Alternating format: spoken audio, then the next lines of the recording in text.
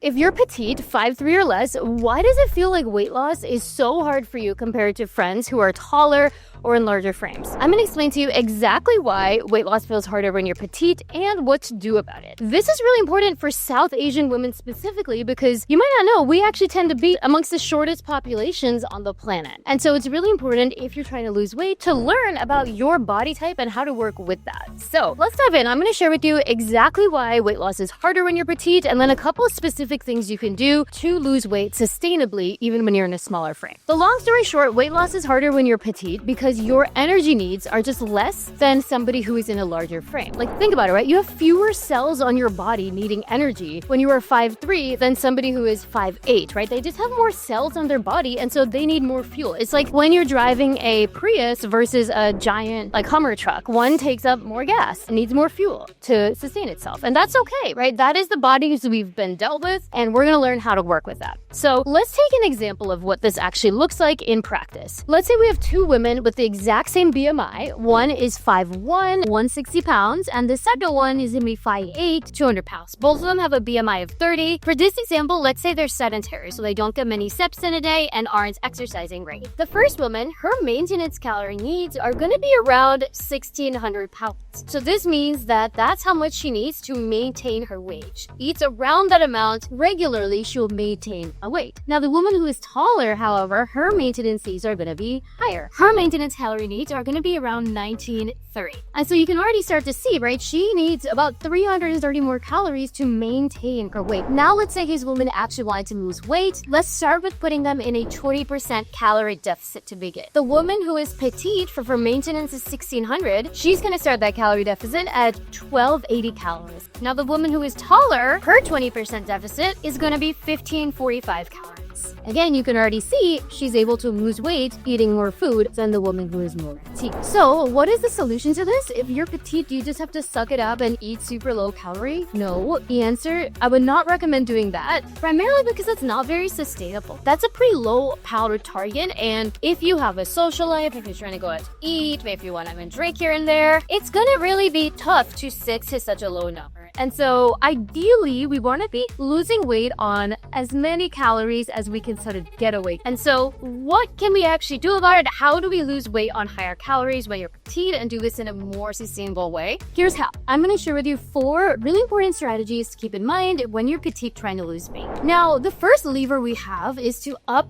our expenditure. In this example I showed you, right, the woman was sedentary, she wasn't getting any exercise, but what happens to our daily energy needs if you actually add a little bit of exercise? Let's imagine that our example petite gal, let's call her Pooja. Let's imagine that Pooja is lightly active. Let's say she gets around 10k steps in a day and strength trains a couple times a week. That's actually going to boost her energy needs up a little bit. So now her maintenance calories are going to increase because she's doing more stuff. She needs more fuel for that stuff, and she can maintain her weight at 1800 calories. So what does this mean for a deficit? It means that her deficit is also higher than it was before, right? Instead of a 20% deficit is now 1440, which is higher than 1280, which is what it was before, right? So that's the first lever, right? Increase your steps. It's often tough to cut calories super low, but increasing your steps is not only like a little bit more accessible and sustainable, it's also just good for your health, right? Anything above 7k steps in a day has been proven to support overall health and longevity. So that's the first thing. Overall expenditure, increase your steps and try to squeeze in whatever movement you can, and maybe that looks like getting a walking pad, maybe a 10-minute walk at lunch. Here's a little hack. Every 10 minutes is about 1,000 steps. So if you're currently get 5k steps, you need 5 bouts of 10 minutes throughout the day to get your number up to 10k. Next, and along with this theme of movement, is going to be strength training. Strength training is going to help you build muscle, improve your metabolism a little bit, and overall just help you feel leaner and fitter and stronger.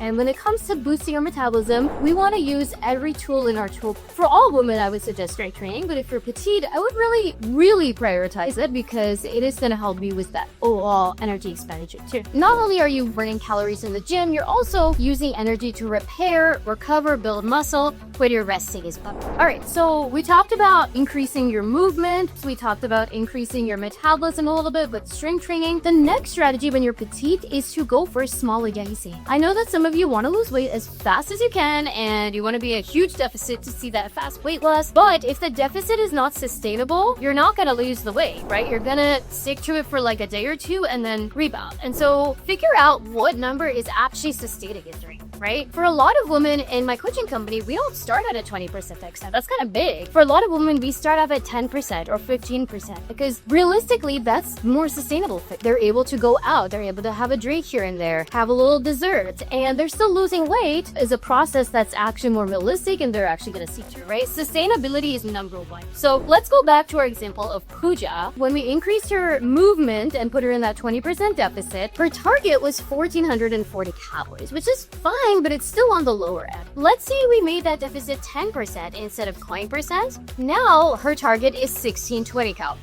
So she's moving more, she's in a smaller deficit, so she's able to eat more, 1,620 calories. And not only is she going to change her body composition because she's strength training, but she's also going to be able to actually stick to this deficit, have it be sustainable, and lose the weight and keep it off because she's building these sustainable tools and patterns, right? Versus crash dieting, rebounding as you're so hungry, and then kind of continuing that thing. The next thing that's gonna really help you lose weight for your petite is to track your food. Assuming there's no history of an eating disorder and this is going to trigger you or anything like that, tracking your food is really helpful in a weight loss journey so that you know that you're eating your right amount. But why is this especially important when you're petite? It's because when you're petite, there is a less margin of error here. When you're petite, a couple hundred extra calories can easily pull you out of a deficit for the day and put you with maintenance levels, right? Let's take Pooja's example. Let's say she is working out. She's getting 10K steps a day. She's in a smaller deficit. She's in a 10% deficit. She's targeted 1,630 calories. And remember, her maintenance now with all this extra movement is 1,800. So that's a difference of